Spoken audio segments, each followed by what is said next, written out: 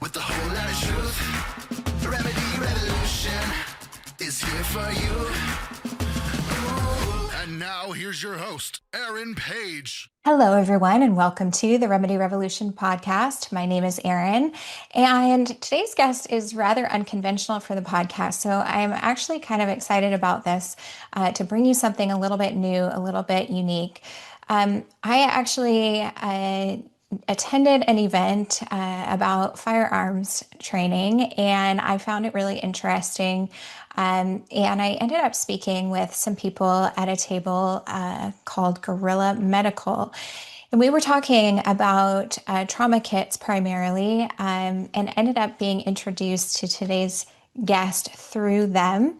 So I'm happy to welcome Dr. Kris Hasenauer to the show. He is with Gorilla Medical as well as his own company, Tier 1 or T1RX. Dr. Kris, welcome to the show. Hi, thank you for having me. So let's kind of start off by tell the listeners a little bit about your background in medicine and kind of what brought you to where you are today. Okay, so background in medicine, super interesting. So I joined the Army right after 9/11, January 2002, right into Special Forces. So I was first trip to Afghanistan was mid 2003, and basically have been doing that for 25 years. In that training, I was a 18 Delta, which is a Green Beret Special Forces medic, and I did that up until 2012, and then the Army saw fit to send me to PA school at their program in Texas called IPAP, which is the DoD's PA feeder program. So I did that, and then when I finished that, I thought my special operations career was over, and I was sorely mistaken. I was absorbed right back into special operations. I was the head special operations medical officer in Jordan for a year in Amman. I did some work with SOCOM in Washington, D.C., and Joint Special Operations Command. Worked with a lot of different three-letter agencies and kind of all over the world doing those things, and which was great. I mean, so it made me, as far as trauma medicine goes, I'm in a lot of things, gunfight medicine, I'm kind of your guy. Like I've been doing that for a long, long time.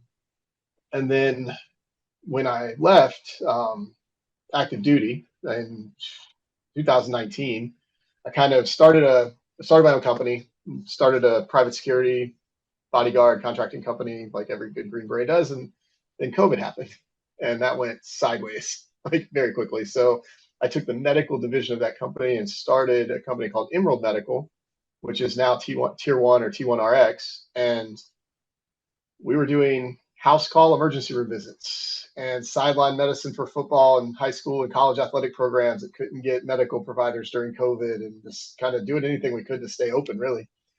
And in that, my own struggles with alcoholism, PTSD, suicide, all these different things just came roaring to a head. And I ended up having to go get treatment and all the things that go with that. Well, as a medical provider in treatment, I was like, man, I'm confused on what's happening. So I know the other patients are confused because I have a master's in this. I do this for a living and I don't know what's going on.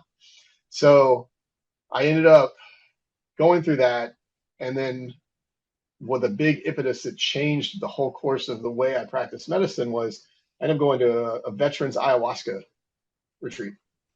And for anybody that doesn't know, ayahuasca is a plant-based, naturally, it's a leaf and a vine, and they put them together, and it makes a psychedelic. And we can get into the pharmacology of how that works a little bit, but it's basically gives you this psychedelic state and kind of whatever. Well, that was such a big turning point for me. And one, that I had gotten to the point where I was laying out in the woods, puking my guts out with a bunch of hippies to get through this.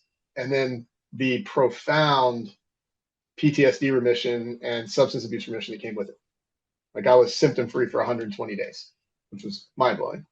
Yeah. So then that kind of drove me into the behavioral health side, and I went and got my doctorate in behavioral medicine with concentration in psychedelic pharmacology. Specifically, all my research was in ketamine therapy. And I had started a ketamine protocol because I was like, man, if I had to get to this point, how can I get people away, from that? And so that drove that.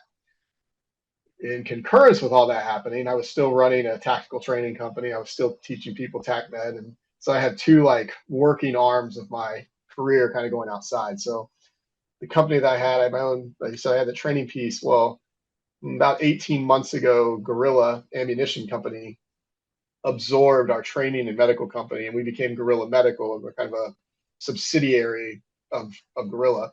They're a partner, and what we do is they make very high-end firearms, all the stuff at Gorilla proper. They manufacture ammunition for the Department of War. They do all these things, and then we do any tactical medical training, any firearms training, and then we teach some counter human trafficking, personal safety stuff as well. And Yeah, so all right, let's go down the gorilla road first. I do want to come back to this PTSD and psychedelic medicine as well. So, talking about more of this emergency training, I always say, so I'm a holistic health practitioner and homeopath by trade. But I always say, please, if I, cut my arm off, please take me to an emergency physician. I don't want to land in the hospital for any kind of chronic condition, but if it's something that's more emergent, then by all means, please, I defer to those particular experts. So I actually purchased, for those of you listening or watching the video, the Gorilla Medical, I think it's the mom's kit is the one I got. The mama trauma kit. Yes, ma'am. That's what it is. Yeah. And I carry that in my car. And I think so many of our listeners are actually special needs parents. And so there can be a lot of trauma in that particular population and a lot of PTSD. But like I said, we'll get into that later. But when it comes to, on the spot trauma training, are there any tips for moms, especially special needs moms who are caretaking for these children who can sometimes, unfortunately, become violent or self-injurious? What kinds of things might you offer to a mom who's in one of those situations where, access to some kind of expert isn't immediately available? So one of the things that we do is as far as medical training goes, I can feel very confident in our ability to take you from any level. We can take people that have never picked up or seen a tourniquet before we do some classes for ER doctors and PAs and those kind of things. So we can run the gamut of those things. What I say with that is no one rises to the occasion. That's a myth. You fall to the highest level of competency that you have. So what that means is get some training. And if you guys start with the Red Cross first aid class, sure, that's a great starting point. It's also extremely cookie cutter because it's built to mass produce the concept of doing something. And without training, people don't react. So that's the one thing. And I think to do scenario-based training and the different things like that, it's super important, because taking a class, reading a book, and then having it, practicing in real life are not the same thing. They never are. And when you look at the special needs population, I did some work as a gymnastics coach until I was 30 off and on. And I taught some special needs gymnastics. I have a teaching degree and some other things too. So I understand that. I've had some special needs patients in my practice, but what happens is, like you said, those patients can be self-injurious. Those children can be self-injurious, or you're having the emotional reactions of a toddler from a grown-up, and then you can get injured. Right. And there's all those pieces. So I think that getting good quality, even the idea of needing to do restraint training so that you can treat them and not injure them to do that. I mean, that's all important stuff. And how does that happen? How do you keep yourself safe? And we offer those things. I mean, we should actually talk about that. We can probably set something up where we build a class around your viewership and organizations and build something directly related to that. But I think it, but yeah, Yeah, it I definitely mean, comes down to it's that training. absolutely, it's definitely something that's needed. I think, we get as parents, we get really bogged down with all of the biomedical stuff and all of the Mhm. implementation kinds of things and the therapies. And this is often something that really gets quite overlooked. And then we become pretty helpless in these real emergent kinds of situations. So I think that's incredibly important is understanding that, you know, it is imperative that as a caretaker of a child with special needs, that you understand how to safely assist your child in those kinds of scenarios, so that your child is safe, first and foremost, and so that everyone around them is safe as well. Absolutely. And the thing that kind of comes into these scenarios is trauma kind of trumps everything, right? So you can have all of these other conditions that you may be related to these patients, these children. That trauma becomes foremost in the because that's the thing that's going to kill you now, right? That's why we have to address that. So we look at trauma and we break it down. We're like, is it going to kill me in 2 minutes? Is it going to kill me in 20 minutes? Is it going to kill me in 2 days? Like you break it down into how dangerous it is and how you should train on it, right? Like so your example, that mama trauma kit there, I mean, it's got some significant bleed stop stuff in it because if you cut the right thing, you'll bleed out in 2 or 3 minutes. So we get, Right. and then the average 911 response time in the United States is about 8.5 minutes. So you should address that. Well, and I think the vast majority of people might have a first aid kit. However, they often don't know what to do with it. So, Absolutely.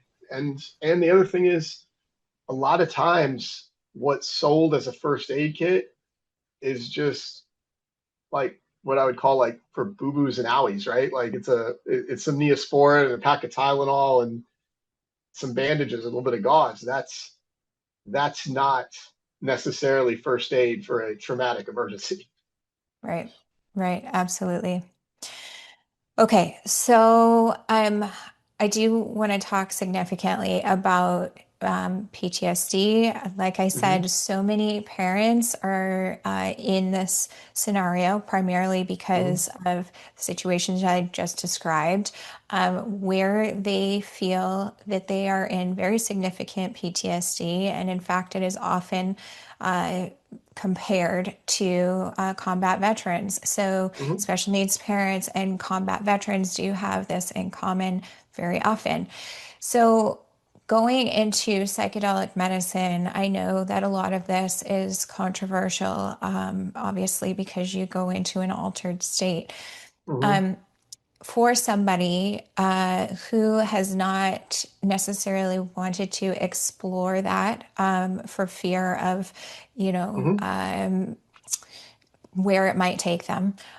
For Hmm. example, what might you first suggest that they look at or understand? Okay, so I think before you go down the psychedelics piece, you kind of have to understand what PTSD is. Sure. So PTSD is a physiological response to a traumatic event. PTS, um, or acute stress reaction after a traumatic event is normal for 6 months. Like the symptoms of PTSD after an event, nightmares, hypervigilance, these different things, those are not abnormal for up to 6 months because your body's processing your mind and your body and like all of the things that go in that. After 6 months, without therapy, or if you haven't addressed it, it's getting worse or the things are getting better, then we start to go down the thing, okay, it's disorder, and what does that do? What does that mean? Is it affecting your quality of life? Right? That's kind of what we're looking at. How is it affecting you? What is it doing to your quality of life? So physiologically, what happens? You have a traumatic event, and the amygdala, which is the fear center of your brain. So you get your like front of your brain and your brain, all the emotional part of your brain, all these different parts of your brain. Then you have your amygdala down the brainstem. The amygdala is the fear center, and the reason that people have like what's considered a flashback, and most people don't have like movie flashbacks like are portrayed there. It's like a feeling or an emotion or like an overwhelming, like it's happening right now. Well, that's because that part of your brain is below the part of your brain that perceives time.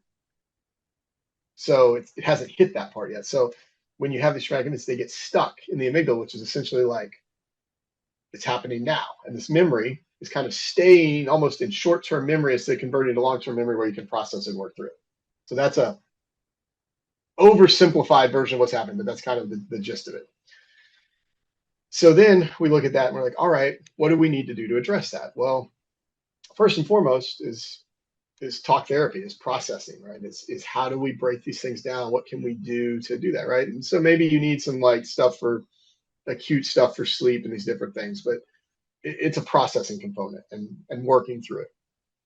And then we get there and like, okay, so then you get to the point where the processing's not working. You've done all of the things, whatever those may be. And, psychedelics are not necessarily a last resort, but they are a very specific, powerful tool to treat it. And all you're doing, any therapy, all therapy for behavioral health is about neuroplastic change. Can you develop neuroplastic change to achieve an end state that is an improvement? Because there's no cures in behavioral health. It is a healing process, and that implies active engagement by the patient, right? So as we go down that, we're like, all right, so you have this, and you've done talk therapy, you've maybe done some EMDR, some acupuncture, whatever that may be for you, right? All those things work together. They all have their place. And I've done all of them. They all have their place. Psychedelics are like, if we need to break something down to the foundation to fix it, we kind of push it down to the foundation and we remodel the house. And that's what it does. Now, here's the interesting thing about psychedelics. The trippy psychedelic part isn't really the part that's making you get better. That's like a Bob Ross happy side effect. Like you get to go do it, and you have your Grateful Dead concert in your head, and off you go. But what really getting out of it is this huge neuroplastic event where your brain becomes almost childlike again. When you were a little kid, you would look up in the clouds and you see shapes and bunnies, and you played pretend, and you were a princess, and you built a fort, and all these things, right? And then at some point you stopped doing that. Why did we stop doing that? Because our brains became less neuroplastic. We became more serious about adulthood and cars and changing tires and relationships and taking care of babies and whatever that was. And we lost neuroplasticity. Well, when we give someone psychedelics, one of the things we do is we turn on all of that neuroplasticity again for a finite amount of time. Well, then if we take you in this hyper neuroplastic state and you do talk therapy, it works exponentially better. And then we do another treatment and it works better and better and better. Okay, so I know that there are many different psychedelics that are being utilized in this format. And just anecdotally, so I haven't shared this with our listeners before, but I had heard about Ibogaine and was listening to somebody talk about that and called up a facility to just kind of get some more information and see. Now, their recommendation for me was that it probably wasn't the right fit because I didn't have experience with psychedelics previously. So to me, that actually brought up a little bit of fear because then I felt like, okay, well, I don't know exactly what this is going to do to me.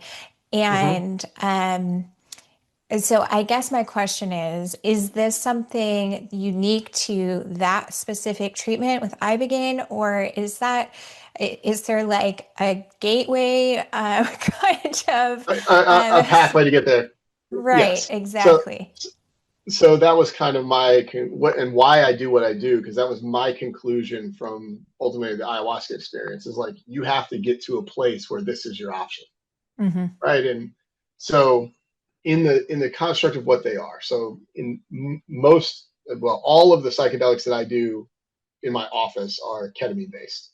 And the reason for that is ketamine is Schedule 3, very, very safe medication, and super old. So ketamine's been around since 1947. Like it's been around for a long, long time. So it is a surgical anesthetic. is what it was originally designed for, right? Well, when you have anesthesia, if you're going to get surgery, you want a few things. You want pain control. Ketamine's great for that. You want amnesia. Ketamine's great for that. And you want muscle relaxation. Ketamine is not great for that because it does not suppress your respiratory drive. Your muscles don't relax. You do, but they don't. Like you still have autonomic control. Like your body doesn't need support, right? Like for when you're on ketamine. When you go on to other anesthetics, propofol or some of these other things, they watch you, like they're taking over respirations, you're doing these things because you want the body so relaxed so you can do surgery. Now, we use ketamine on children all the time because their muscles are so small, we just move out of the way. So it is better to have that non-respiratory drop where it doesn't affect their respiratory drive and just fight the muscles to do the procedures than it is to do the other, right? A couple other things like you can't get addicted to ketamine. It doesn't work that way. And when they talk about people that have overdosed on ketamine, Matthew Perry, the guy from Friends, right? This is in the news about that. Well, he didn't die from taking. He died because he took ketamine. He didn't overdose on it. He went swimming. Right. He drowned. Right. It's a tragedy, but you're not. He was abusing the drug, not using for its intended purpose. Right. So any drug, don't care what it is, you want the lowest possible dose with the least amount of side effects to get the desired end state. If you go past that, you're misusing the drug. That's the whole thing, right? So yes, so ketamine is very fast, very rapidly metabolized. Like the ketamine treatment in my office for behavioral health, from the time the medicine starts to the time it's over is 45 minutes, like exactly. They come in, we run it for 45 minutes. I know that IV is going to be the last drop of that IV will go into your arm in 45 minutes. 10 minutes after that, you'll wake up. Right? And we use it because of its efficacy, its safety. It's been around for a long time. And now for behavioral health, you're using ketamine off label. Right? So, but off label doesn't mean illegal, it just means that it's not designed for that. But here's the rub that kind of nobody talks about. They talk about off label. You can't repatent ketamine. There's no money to research it. So any research done on it off book because you can't repatent it because it's so old. So Big Pharma can't make any money off of it. So then they make Spravato, which is S-ketamine. Okay, well, basic chemistry, S-ketamine just means it's the left side of ketamine. Well, that is the bioactive side of ketamine. All ketamine is S-ketamine. So all they did was cut it in half, put an inert carbon on it, and say, okay, it's $1,200 a spray. That's okay, cool. You did that, but anybody can just go and use ketamine to do the exact same thing at a fraction of the cost. Mm-hmm. So there's that. So that's why we use that. It is Schedule 3. It is clinically available. It has lots of research about its side effects, its efficacy, and like how we got there to use it, right? Now, other medications. Psilocybin is approved for, which is the active psychedelic in mushrooms. Psilocybin is approved for breakthrough depression. And certain, there are ways to acquire it and get clinical psilocybin treatments for refractory depression. You can do that. That's an FDA program that's currently running. They are reevaluating the use of LSD and changing the way that it works. They actually make plant-based LSDs now, and they're shorter acting. There's a medication it's an experimental medication or something that's been designed called JRT, which is a non-psychedelic LSD. It just causes the neuroplastic effects without any of the psychedelic piece. Because ultimately, you're looking for the neuroplastic effects. So there's companies that are developing what's called neuroplastogens to achieve that. Then you have your ayahuasca and your ibogaine, which are your plant-based, indigenous culture, more ceremonial things, and they've been around for thousands of years. Even the idea of like what ayahuasca is, like you take a look at ayahuasca. So ayahuasca is a compound, they take it out of a plant and it makes something called a DMT, and they give you exogenous DMT, and DMT is referred to as the soul molecule. You kind of metabolize when you're waking up from a dream and you're remembering your weird dreams, that's the DMT metabolizing in your brain. So every living cell, every living thing on the planet makes DMT. Everything makes some level of DMT. And then the other part of that plant is an MAOI inhibitor.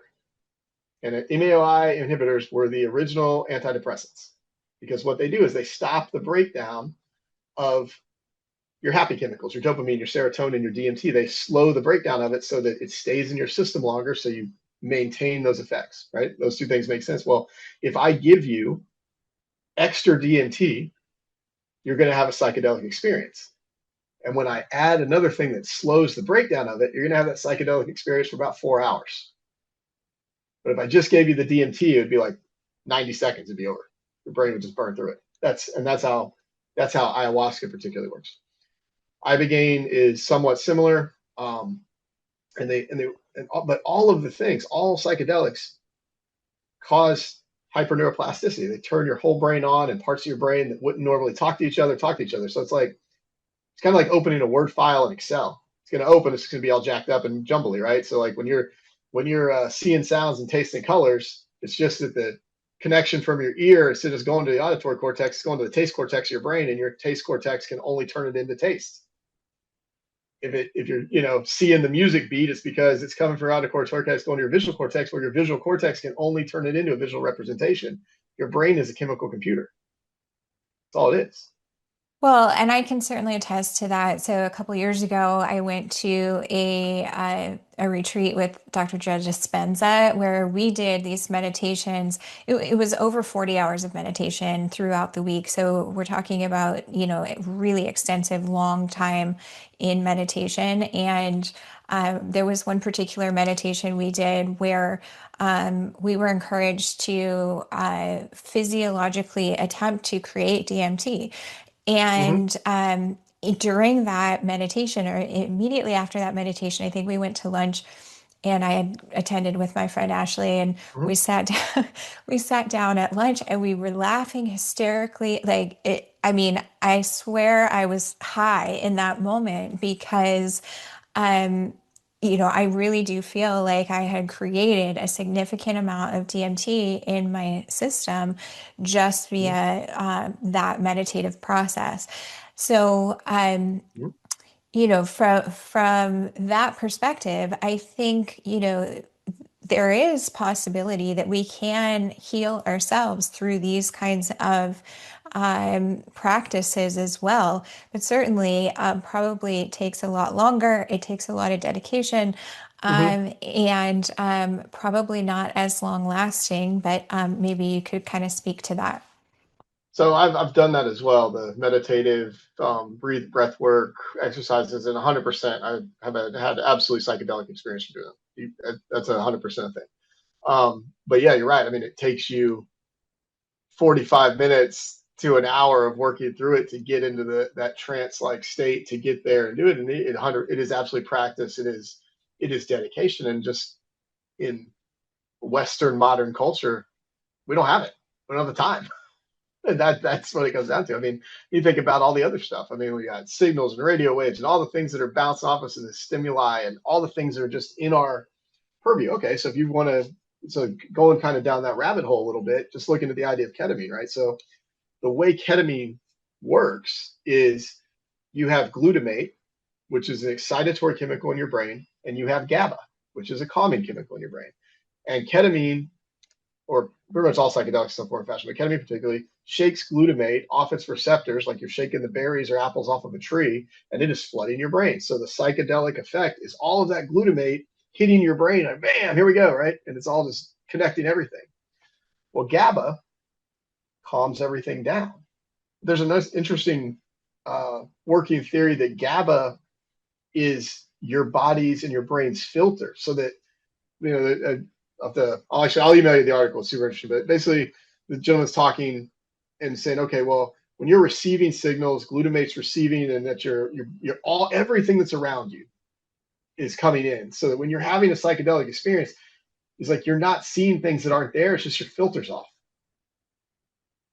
Right. So like all that stuff, all those signals, all those things, you're just perceiving them in a way that your brain would typically filter it out.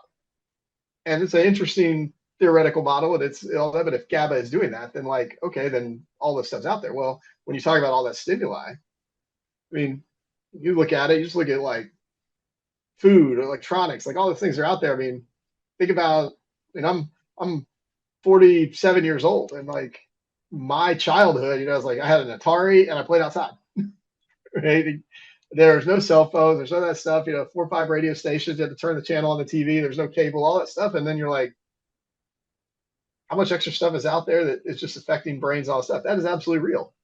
Yeah. So what do we do about that? And where we Well, look and at it so is like these many are, yeah, go ahead. so many kids too that on the autism spectrum or with ADHD have excessive amounts of glutamate. So they Mhm, have all of these external stimuli coming in, mhm, massive production of glutamate that we supplement a lot of times with GABA, trying to calm them down mhm.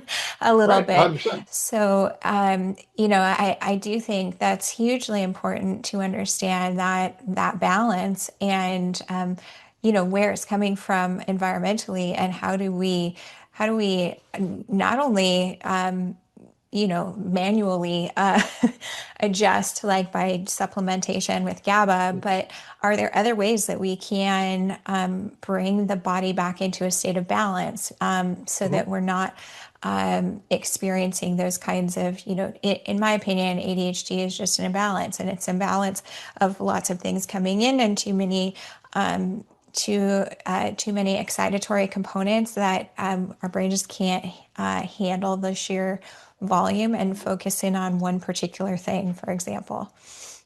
Absolutely. I mean, it's like a sympathetic nervous system hijack by Right. environmental stimuli. And when you can down regulate and engage the parasympathetic nervous system and do those things, you get symptom improvement. I mean, you take a kid with ADHD out of the woods and you take all the stuff away and you just get them play, they're way better.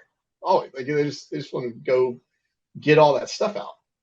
And so it's like, how do you find the right balance? And that's, again, that kind of goes back to just medicine in general. Like somewhere down the line, the idea of do no further harm turned into do not get sued and do a cookie cutter approach to every patient. And people are not cookie cutter. Our experiences are different. Our needs are different. Just the genetic diversity of everybody. Like as we get into the, genetics testing and looking at even like supplementation and pharmaceuticals and like genetically how you process and all those things, like there's a massive shift in the way that people can be taken. I mean, even if you look at like the idea of like a Maha and the way that the medicine is going now, I mean, I personally think it's great because I we allopathic medicine has this horrible thing of just making the assumption that your patients are idiots, and that's not the case. Like the patient is going to know more about your condition than the doctor is most of the time because that's what they deal with every day. Like that's their life. Like, of course, they're going to know everything there is to know about it. Now, does it have its place? Yeah, but I think that like you have to like one of the things. So I did some work in the intelligence community and I was doing Green Beret stuff way before I was doing medicine, and I use more of that work just talking to people and understanding and listening to information more in my practice than I do anything else. Like it's just like what's going on with you? Let's talk about it, and then we figure it out because there's always a thing that there's always a piece of the puzzle that you can find and you can add, and the patient or the parent is going to have more information than you are. So that's you always have to deal with that. Well, okay, so that kind of leads me into a question about, you know, I think too often we piecemeal things out. We've gone to specialization at the expense of so many patients because Mm-hmm. now we have, okay, you need to go to the cardiologist and you need to go to the endocrinologist and you need to go, and oftentimes there's not even anybody overseeing the patient and their overall care, right? Even general practitioners are, burnt out. They don't have the time Mm-hmm. to manage, every single patient's care outside of their own office, and so we often put mental health or behavioral health in a completely separate bucket than we do physical health. And I Mm-hmm. think a lot of times to the detriment of the patient because, you know, um, yes, there might be some things that are happening for that particular patient Hmm. mentally and emotionally and spiritually, and those things are very often not recognized by, say, a general practitioner who is Hmm. focused on, what are your symptoms, and GI symptoms or headaches or whatever, Hmm. and they don't correlate any of those things with Yes. what's happening within that person's life. So, tell me a little bit about where you see more of an integrative approach, because it does sound to me like we're on the same page when it comes to that kind of thinking, and where you see the future of medical practice. So my practice, tier one, we are completely integrative. We have therapists on staff. Like we offer, it is um, primary care, behavioral health. Really, because of most of my patients, like I'm about 3,000 patients. I'd say 75 to 80% of them are veterans and first responders, Mhm. um, or even active duty military, all that stuff. So we're looking at trying to keep people at the top of their physical game. That's the people that we're dealing with, right? But at the same time, that behavioral health component is such a huge, like the idea of what's going on in your life, right? Because people will say the thing, oh, it's all in your head. That doesn't mean it's not real. Your brain can cause so many symptoms. Well, even one of the things we do, like we do treatment for like phantom limb pain for amputees and these different things, and migraines in different ways, and we'll we'll evaluate them and we'll run them through this process. And it's like, okay, like my goal with every patient that comes into my office is to take them off every medication that they're on if I can. So I try to do with every single patient. And I'm pretty like, well, everybody that knows me will tell you this, but I am super blunt. And there's some patients don't like that, and I'm not. If you don't like that, I'm not your guy, because if you got something wrong with you, I will tell you. That's why you came. That's why you're paying me. You don't go to the mechanic like, yeah, that tire's okay. You want the guy to tell you your tire's gonna fly, right? So those are things I work like. I kind of work around. Like I do exercise, diet coaching. Um, all the behavioral health specialists, we find like the one that will fit, because here's the thing with anything in behavioral health, like a little crass statement, I've said a lot, I've done a lot of podcasts, but like therapists and doctors are like strippers and bartenders. You got to find one you can work with. Like like right, like they are. I mean, it's exactly what it is, because if they're not, if there's not a understanding of like your goals, and that's also, the patient has to be an active participant. Like you can't come in and ask for the advice and then not take any of it and come back, I nothing changed. Well, did you change anything? Did you do anything I said, right? But the other piece is, you also want to look at a patient and say, hey, let's do this, and have a discharge plan. Like, what is the plan to take you, get you better, and teach you the tools to maintain this on your own? Like I'm not completely anti-Ozempic or GLP-1, but what I am is like taking somebody and saying, all right, you're going to take this drug for the rest of your life to stay skinny. It's like, why don't you eat a salad and go for a walk? If we need to do this for 12 or 20 weeks, let's do that and get 40 or 50 pounds off you so that you can go do these other things. But like, don't do that. I'm the same way with ADHD meds and benzodiazepines. The goal is like take you off of everything. I mean, I have taken people off, hundreds of patients off like chronic anxiety meds and all these things with a couple ketamine treatment cycle and a medical marijuana card. Like it's like, hey, this is better for you than this thing that if you have withdrawals from it, you could die. Like that's not a good answer. Right. So and there's a mix of all of it. I mean, there's homeopathic Eastern medicine, the idea of that, there's a place for that. Half the world uses it. I've seen it work.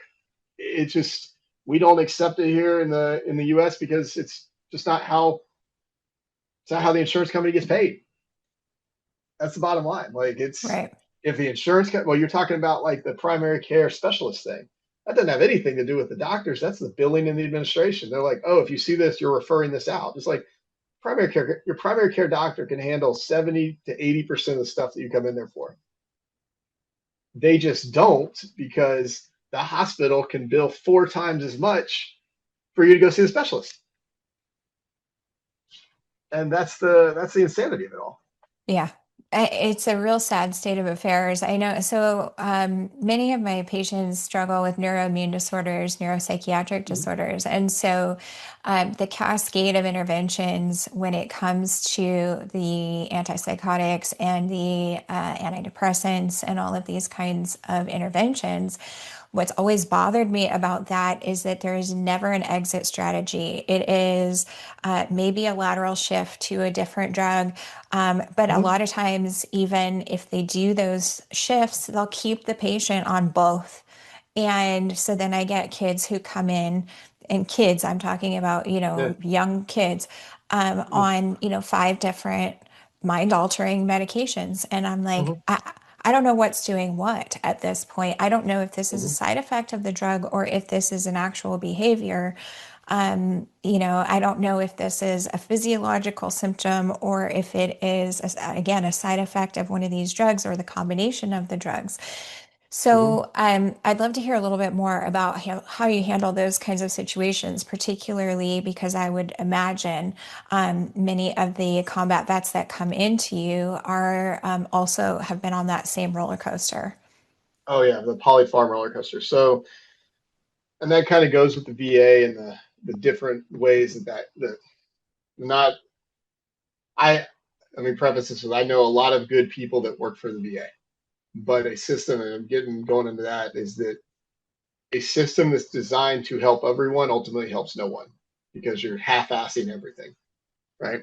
Or you have so many patients, you're so inundated, you're just trying to do something and not necessarily able to do the best thing.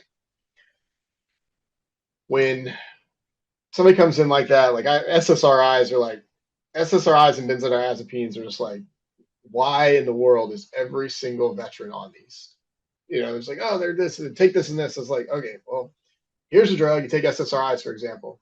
Here's a drug that you're going to get fat, you're not going to have an orgasm, and you're going to not feel feelings. Good luck, right? Like those are, and put them on. And like, oh, that one's not working good. You go on another one. Exactly what you're talking about. And you have to walk these things down. But the thing that you come into is you're walking down and you're doing that washout period. You're like, all right, we have to see how you are at baseline. So those patients, I will see them every week. And then when we first started, I may even see them twice a week, but we'll see them every week, even if it's just telehealth to check in, be like, all right, look, we're going to lower your dose again, and we'll kind of wash it out and say, okay. But the thing that comes out of that is all of those bottled up emotions, those things that were stagnant, they're going to come out and they're going to be raw. Like when you scrape your leg and the nerves hurt and you've got road rash and it scabs and it itches and then it slowly heals. Like you're going through that same thing emotionally, mentally. Like everything is raw. So you're like, oh, it's not working. It's like, you got to give it some time. Get in there, get continual therapy through that process, have somebody to talk to, make a solid plan because once they get through that acute phase of the washout and you're kind of looking at other things, you're like, okay, instead of doing that, let's try some exercise. Let's try this. Let's do this. And you can go in and you will see absolutely. I'm moving offices literally today, but I mean, I have cards and letters and all these things like all over the place because it's like, this stuff works. You get their humanity back. And that's what kind of goes away. And you see the same thing in kids. I don't see it as much. My pediatrics piece is pretty small. I mean, I take pediatrics, but I don't do a ton of ped stuff. But even the kids like that you see come in, they're like, "Oh, teacher said they need ADHD meds." It's like just a kid, man. Like they don't. They just maybe a little extra time on a test and longer recess. Let's start with that. And those pieces of it, as you unravel the stuff, then you can kind of get to the root cause of the problem. And even with PTSD, and I find it a lot in vets, but like the vets and then other things too. But like the thing that they think's the problem's never actually the problem.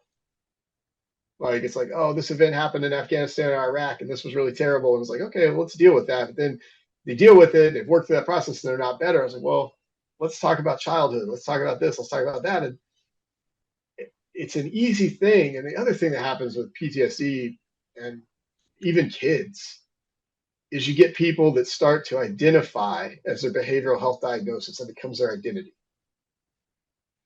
And when that happens, you got a whole other bunch of things to unravel.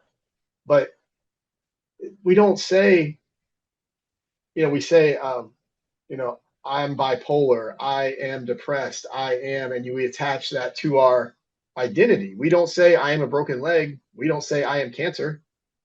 Why do we attach behavioral health conditions to our identity? And that's a weird sociological thing to me. Yeah, you're striking a nerve with me. That's one of my huge pet peeves. It really frustrates me when people talk about their diagnoses and as if personified, right? And Hmm. it makes me, as a clinician, very reluctant to give somebody a diagnosis because I don't want them to attach to that. Like, okay, you're experiencing X, X, and Y symptoms. Okay, fine. But to put a label on it often can be really detrimental to a patient who's looking to cling to something. In order to provide an explanation. Um, Hmm. and unfortunately, it often backfires and from my experience. And I think it does. And I think that again, like, and that's the other thing too, is like I fire patients all the time. And because, like I said, like if it's not a working relationship, then why are you here? That's the thing, like on both parties, like mine and theirs. It's like if it's not conducive to what we're trying to achieve, what are we doing here? And I'm not saying that I'm the be all end all master of medicine. I'm not saying that at all. I'm just saying that I got a pretty good understanding of it, and I'm pretty confident I can help you.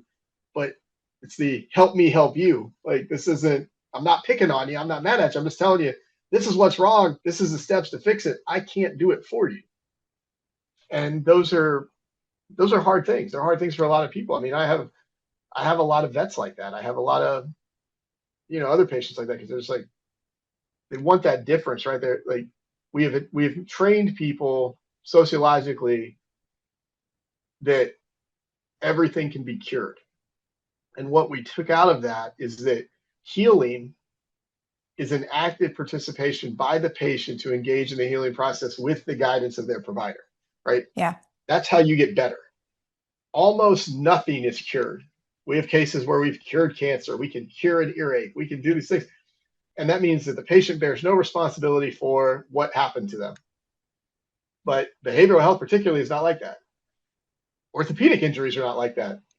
Like, we're not going to cure your broken leg if you keep trying to drag it around. Like we're not Right. going to heal it if you like it doesn't get cured. You have to actively engage in the healing process. Right. Yeah, I had a mentor once who would say, I can't do your push-ups for you. You Yep. have to be actively involved. You have to be the one creating healing in your body. I can be a guide, I can be a teacher, I can be a mentor, I can do everything within my power to assist you, but you have to participate. And So, then we've proven that that's real. I mean, the placebo effect proves that. If you yeah, believe something will cure you, if you give someone aspirin and their condition goes away because they believe that you gave them whatever, then that obviously the medication didn't do that. I mean, that's how it works, right? So when you take people that are actively engaged in all components of it, you're like, all right, here's what we're trying to do, or like, all right, we know that you have to be on this medication because XYZ happened to you and this doesn't work anymore. And there's nothing we can do to fix that. But we can do all of these other things and then keep you only on one medication instead of 20 or those kind of things. yeah, 100%. I couldn't agree more. All right. Dr. Kris, I ask every single one of our guests 8 rapid fire questions, and those questions are designed to get us a little bit more information about who you are and what makes you tick. Are you ready? I'm ready. All right, first one. If you could choose only one natural remedy for the rest of your life, what would it be? Exercise. All right, number 2. Tell us something most people don't know about you. I did ballet when I was a kid. Wow, me Oh, too. All yeah. right. Um, All right, number 3. If I were to compile a playlist of happy music, what song would you suggest be added? No Woman, No Cry by Bob Marley. All right, number 4, what is your favorite guilty pleasure? Chocolate, because I don't drink anymore. All right, number 5, what is the most influential book you've ever read? Currently, I would say it's Man's Search for Meaning by Viktor Frankl. Mm. All right, number 6, what does the word revolution mean to you? As a Green Beret, job security. Oh no. Uh, All right. Number 7, what does the word remedy mean to you? Active participation to solve a problem. Mhm. All right. Number 8, if you could impart one piece of wisdom onto our listeners, what would that be? Trust your gut. Yeah, always, always trust your gut. All right. Dr. Kris Hasenauer, please let our listeners know where they might find you and how they might find out more information about all of your endeavors. All right, to get a hold of me, you can just go to t1rx.com. You can message us. All our contact information, social medias are there. T1Rx, that's our new website for Tier 1 Medical Group. And we are in Vero Beach, Florida. And if you want any training, med kits, anything like that, you can go to Gorilla Ammo. Find on the medical tab and just drop down the website. You can find us there. We do anybody from, you just tag that, and anybody from our training or medical community will get back in touch with you. Wonderful. Thank you so much for joining us. Thank you all for listening, and we will see you all next time. Take care.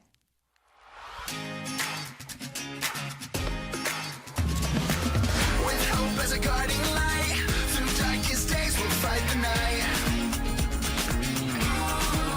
With a whole lot of passion, with a whole lot of truth, remedy revolution is here for you.